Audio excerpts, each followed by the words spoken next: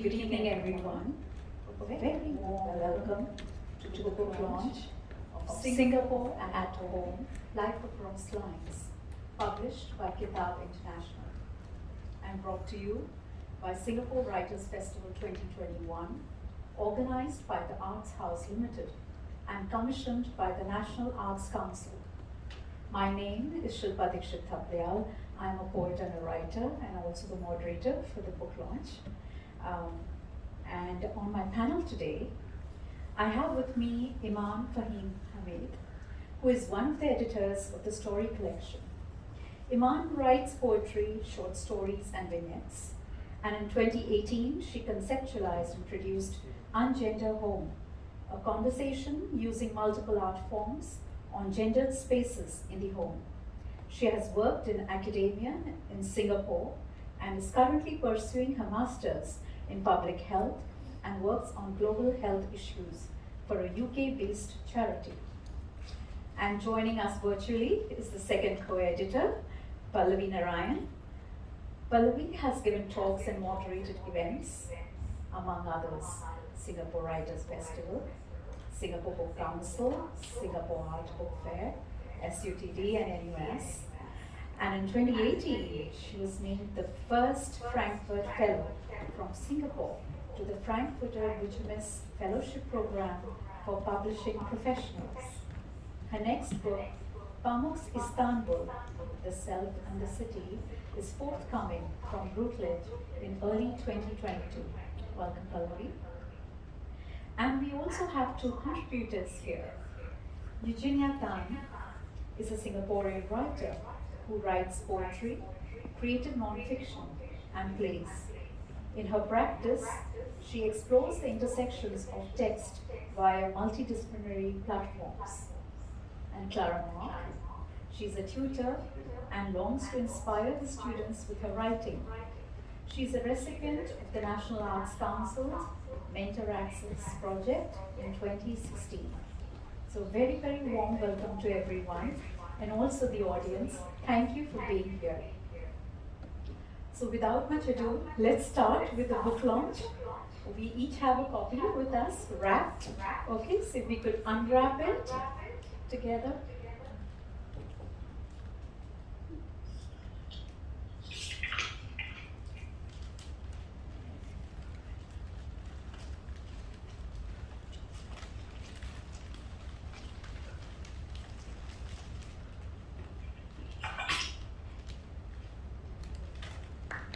Wonderful.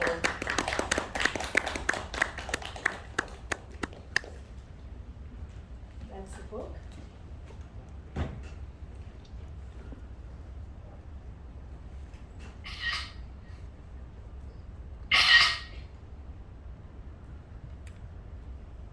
Thank you, and heartiest congratulations once again, editors and the contributors, all the contributors who are here. Okay, so how I'm going to start with the program is, I'm going to have some questions broadly to the editors, and then to the contributors. We will have some reading of the excerpts of the stories, and then there will be question and answer session with the audience. You have the QR code here, which you could, just scan, and there's a pigeonhole, and you could put in your questions there, and we can then have a round up. So we just got 30 minutes, so we need to make it fast, okay? Okay, so my first question to the editors, you mentioned in your introduction that, I quote, "In stories that follow, readers are treated to a diversity of voices that Singaporean homes clamor with, from settled generations to immigrants to migrants and to those who have stopped here long enough to make it their home for a while." So could you tell me more about this collection and what was the idea behind putting this together? Thanks, Shilpa. Pallavi? Yeah. So for us, I think for both Pallavi and I, having come from overseas, for me, now naturalized Singaporean, the question of identity and where you fit and making home, from something that is unfamiliar to familiar is a continuous process. And so it forever changes. And trying to capture that change is part of this as well. And along with it is also certain things that we're passionate about in our own personal lives. And for me, one of the things that really always is on my mind in some level is like gender, as you've heard about my previous stuff as well. So gender themes within the home, and also how we try to find a certain connection to our spaces and being able to actually make memories. So these were some of the things that really are questions that that are part of my everyday as well. Yeah. And yeah, over to you, Pallavi. Yeah. Thanks, Iman. Thanks, Shilpa. And also wonderful to be here, albeit virtually. So yeah, for me, the question of home and belonging has always been of great interest. I've been working on that concept for over 10 years now. My next book is also dealing with, some of those themes. And so, bringing in identity, bringing in home, bringing in questions of migration, I think those themes resonated for both of us. And also, we, met at writing events. We had coffee after that. We talked about various concepts, and we ended up working around the same place, NUS, that is. So we started meeting for lunch and coffee and so on, and just talking about stories, narratives, personal narratives, and both of us felt that there was this certain connect between us, and so we started talking about the idea of having a book come out of it because of these writing workshops, and Clara was also part of that. And so we put out a call for stories last year, and we got plenty. We chose 21, and all of the stories are really wonderful. All of them speak in different ways to all of these questions of home, gender, identity, and belonging. Those are the main themes around Okay. So everything starts with, over a cup of coffee and that's small little things which you all kind of like, little sparks which kind of like, take, fueled by coffee and, over lunches. So you and Iman were meeting up and having this, you wanted to explore it further and then bring it out into the community and see what kind of responses you all got. So that's amazing, and you'll have 21 stories, so you all were flooded with a lot of, I believe, a lot of submissions over there. Yeah? Yes. Yeah, wonderful. That's amazing. And Pallavi, you were talking about the themes, right? That there are a lot of themes in the collection. I mean, I went through and I found that each of the stories actually also surprised you. So could you tell me a little bit more about what kind of themes you all have and how did you all select, these? Man, would you like to go first, or? Perhaps you'd like to go first and then I'll continue. All right. Okay. You first. All right. Fine. Well, we were looking for stories which also dealt concretely with the physical spaces of home, but we also wanted to speak to various, concepts like comfort, belonging, sustenance, and feelings. Really like how neighbors and friends and relatives get together, how families are created through community. We wanted to talk about migrants who come from different countries and form their own diaspora communities, yes, but also try to have larger communities, to become Singaporean, so to say, right? Because we're all then. Right. And so we have, stories which are talking about precarity, stories which are talking about resilience. Each story has strong characters in it. A lot of those characters are female, but we also have strong male characters. we have great fathers and brothers and so on and so forth.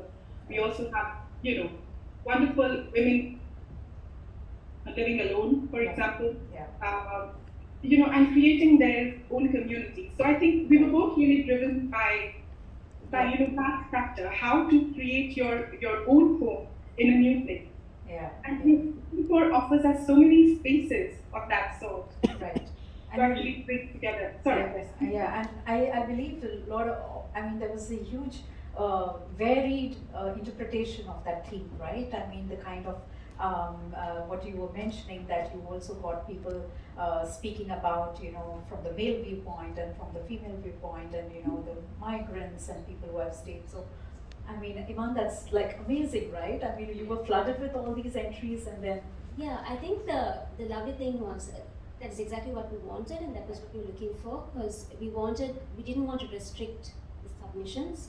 As part of the idea of this whole thing is to really allow the representing the voice of people who've lived in Singapore, who are transient. Right. And also, one of the interesting things is that, the home is often overlooked because it's something that is just so taken for granted, right? Right. But at the same time, your public self is very different from your private self. And the private self is something that everyone seems to know you have, but then it's a rare opportunity to really see someone else. We all, for those of us who live in HDBs and condominiums, it's ironic that you can actually see into someone's window, but to really see into someone else's life. Yeah. And that's kind of what the book aims to do. Right. And I think it's done a good job, actually, because we've also, I think one of the things I really love is it also transcends time. So we've got people who've written from different time points as well, and I think it's really refreshing to see so many different perspectives. Right. Yeah, and we also have writers who are locals who lived there for generations, as you already mentioned earlier. Yeah. And we have this nice commingling of diaspora communities, local communities, so that everything becomes quite interlinked. Right.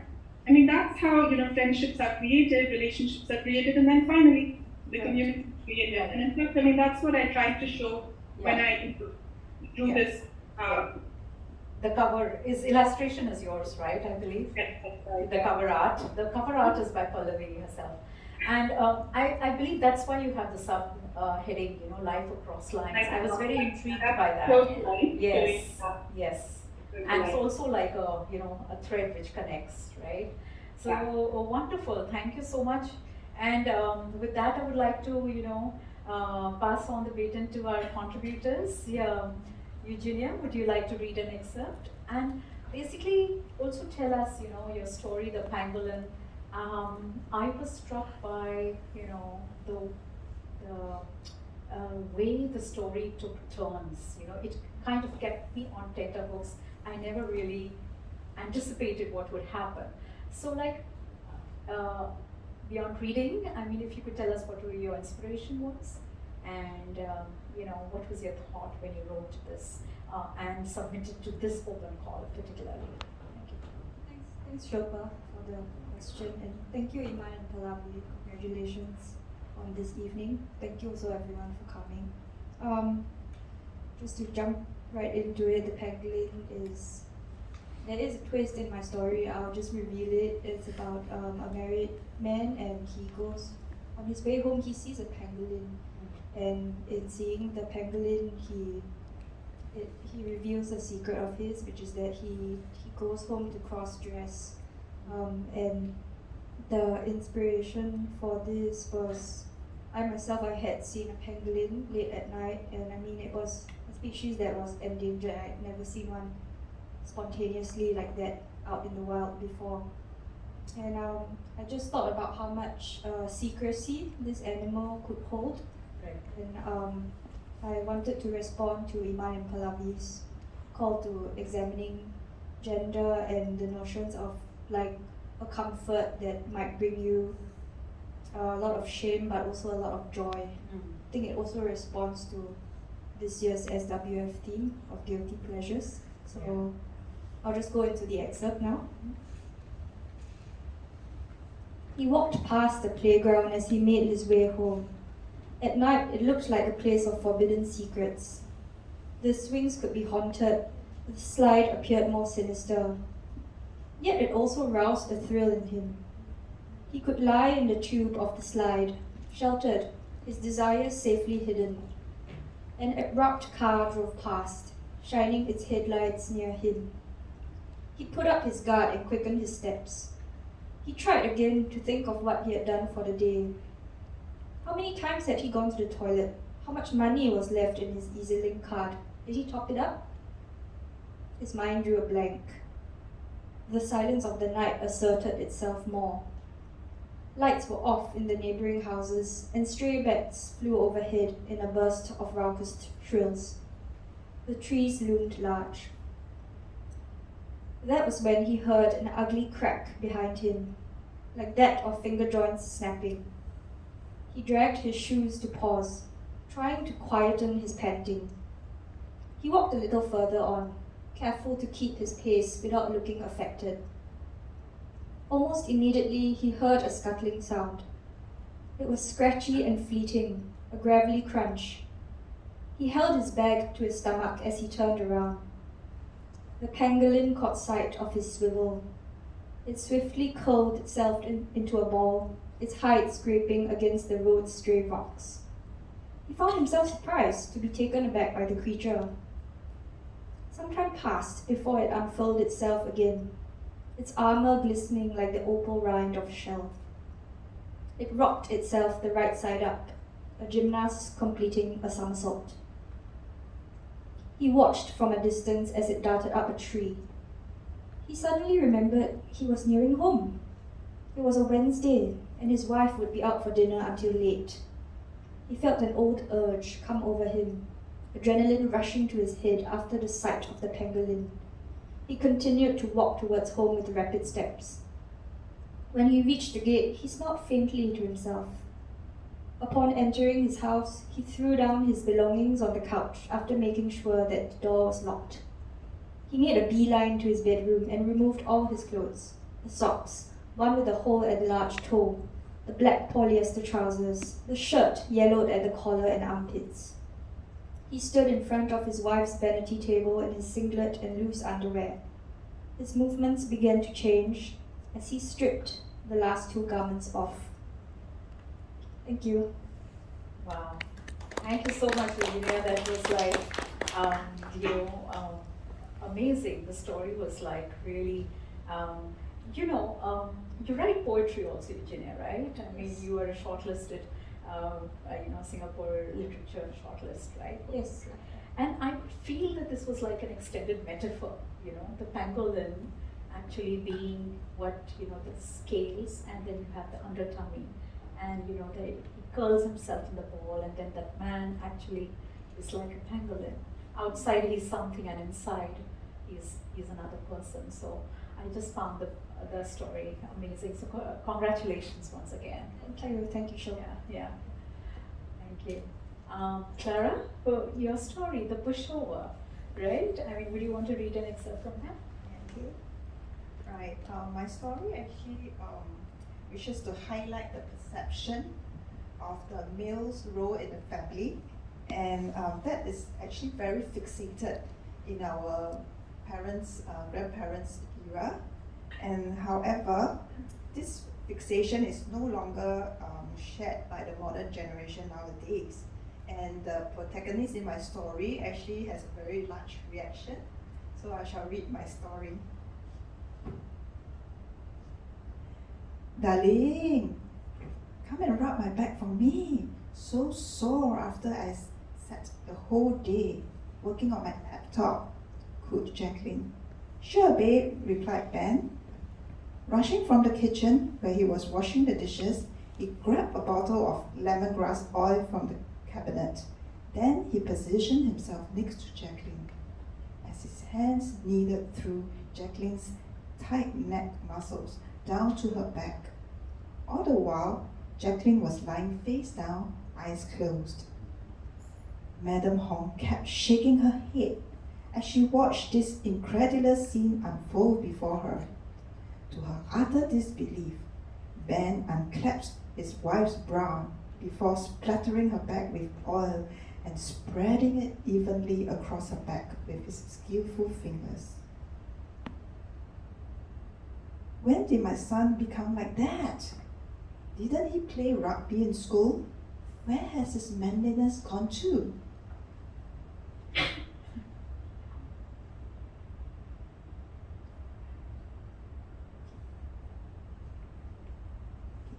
Wang's feet rested on the coffee table, his grotesque pouch protruding like a pregnant woman's in her final month of pregnancy.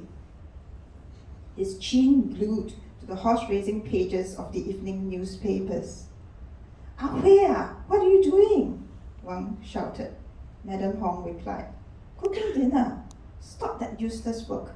Come and massage my aching body. I work so hard and no thank you from you," Wang hollered. She wiped her hands dry on her apron and knelt down beside the couch where he lay without his shirt. Madam Hong grimaced as the muscles on her lean arms strained from holding on at 2-second intervals. But he kept saying, "Useless woman, press harder, faster," he yelled, rolling up the newspaper to smack her head. She cringed, not daring to make a sound, her hands kneading non-stop. "So slow!" He kicked her stomach with his legs, and he squirmed like a wounded cat, which had the effect of provoking a fresh wave of fury in Wang. Picking up a porcelain teacup, he smashed it on her head. Many times, Madam Hong stood at the kitchen window, her red streaked eyes surveying the height and impact. "If I jump down, what will happen to my son? My poor son, no one to take care. Swear, want to die also cannot." Thank you. Wow, those were two excerpts and they were so contrasting, right? I mean, amusing how, the flashback and the present day, and the mother-in-law had this experience with her husband, and then she sees her son and she cannot come to terms with it. So I think that intergenerational aspects which you have brought about in your story is very relevant, right? I mean, and so when you were writing this in response to this open call, what were your thoughts like? I mean, how did you go about writing this? Maybe I should mention it's actually much earlier, even before the call. Actually, Iman did organize a workshop about gender, and then it's conducted by Clara Chow. Okay. And in the workshop, we have this image of this very handsome father with a baby strapped behind him. Okay. So it actually led me to think about the generation roles between the young and the old. Yeah. Yeah, to the simple act of massage probably, to the young is probably a guilty pleasure, I hope. And then for the old it's actually it's a very detestable task. Yeah. So I wanted to bring this up. It's an act of servitude almost, right? Yeah. Wow. So, okay. So, did you have any inhibitions when you were writing this? Like any kind of struggle, or like it just flowed, like, or did you feel that, I don't know how it will be met with the audience? Either even in Euginia, like when you were writing this story about pangolin, did you in any time pause and think about like, oh, what if this is, any kind of inhibition you had while writing this? Sometimes you do have. Right? Did you have anything like that? Any struggles? I think this story could have gone a whole other way if, the act of cross-dressing is also something that is a symbol of pride for the LGBTQIA plus community. And it could go another way where, someone totally heteronormative just takes solace in this. So I had to be very clear in choosing the narrative that I wanted to portray, and also being very careful in keeping the nuances of those representations. That was something I thought through. I wanted to also represent someone who we could recognize quite quickly on the streets in everyday Singapore, but someone who we could easily overlook as well. And I think the earlier on in my story I had, the way I described the man was just a very drab, man going home from work. So you wouldn't really know that he was harboring this, a secret, any kind of secret. So, these were the things that I thought through. Wonderful. In the introduction, again back to the editors, you have mentioned that like a lot of the characters in the stories are vulnerable, flawed, and that got me very, I was like, really led on to the stories because I was like, I wanted to read what a flawed character was in these stories. And when you read these stories, they are so multifaceted and so varied in so as editors, when you were, you had these submissions, like, did you have a difficult time choosing which stories you wanted, or like, how was the process of actually placing them and, thinking like, whether they meet the themes, and like how did you tie them together into this book? So one of the key things that we did look for, like we said earlier, we wanted the writers to have the freedom to express themselves. And so representing the main framework of our call was important. As long as the stories didn't stray too far, and there were some submissions, for instance, that may have delved too much into the city-state in terms of identity, but kind of moved totally away from as a space. Those which were also very, very, gendered. I mean, extremely gendered. Which sort of changed what we were asking. Very skewed in particular ways. So, okay. The audience, the pigeonhole is open for any questions you all would like to post, and any of the editors or they could take it. While the audience is doing that, I just wanted to mention also that as regards our process, both of us, we got together for long sessions in front of our laptops with, copy and paste, 2 to 3 hours. Yeah. We were just discussing, what should go, where should we take this, should we not take this, how is this story speaking to that story, and how are all of these stories forming this, narrative together. Because, that was also significant for us. Because how do you get them all into one single book? I think you'll have done a wonderful job because it's a beautiful collection. Each of the stories is very relevant, and I think these are voices which need to be heard. Migrant immigrants and long-time residents here. So, do we have any questions? No, not yet. And okay, I just want to do a quick. Since we have this theme of guilty pleasures, Singapore Writers Festival is having this theme of guilty pleasures, I'm going to take this opportunity to ask each of you all, what is your guilty pleasure which you have, been hiding, and would you want to say it today? Yeah, we could go with, Iman, Okay, so I do have a guilty pleasure, and it's harboring on. I'm a bit of a book thief. So I know it sounds coming from an editor, yes, okay. Judge. Right. But, in the sense that in the right spaces, of course. Okay. Technically speaking, I book swap. Okay. I love picking up an interesting book that I would probably not buy myself. Okay. Yeah, I think the serendipitousness of the whole thing appeals to me. Okay. Euginia? We'll come back to Pallavi again. I've got too many pleasures, all of which I feel guiltless about. About me. For you. Maybe sleeping in, because when you're grown up, everyone wants you to be a little bit more productive. Yeah. How long do you sleep in? Quick. Maybe I don't. You can pass it to Clara. Okay, you don't want to say that, yeah? Maybe till 1 o'clock, 2 o'clock in the afternoon. Yeah, Clara? Yeah, for me, yes, I like anything that's sweet. So probably an ice cream before dinner.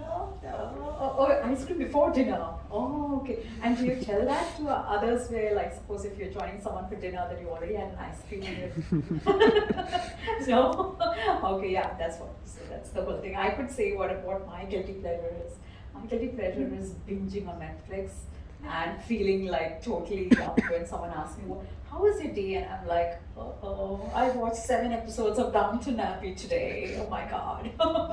So I wouldn't want to say that to anyone. And Pallavi, yours, quickly. Well, so mine is actually, if I have a writing deadline, I'm usually writing something else other than what I need to write that day. So I feel super guilty about it, and it's probably not that great for my, writing. But I feel that, if I'm writing something casual first, then I'm able to write something more serious later, a little later. So that's one. And the other guilty pleasure is dim sum.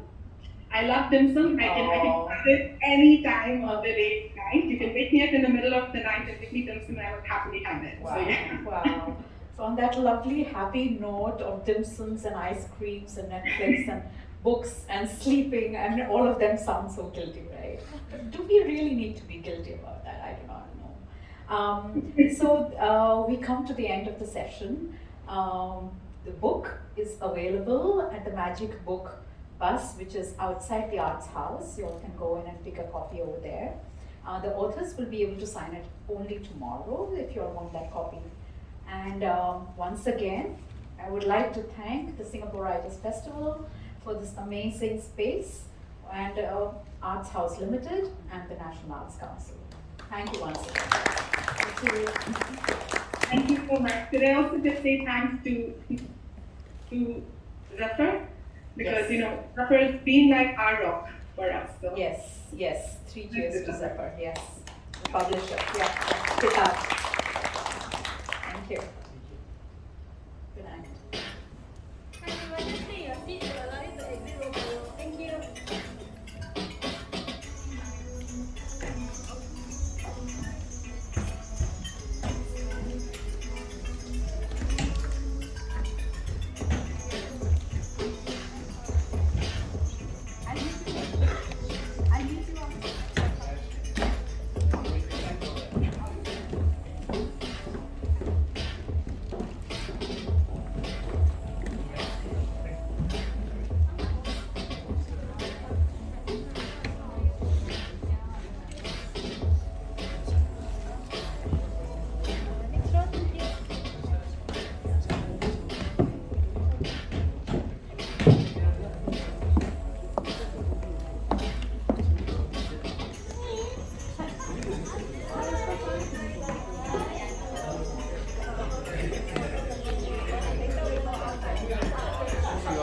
Okay.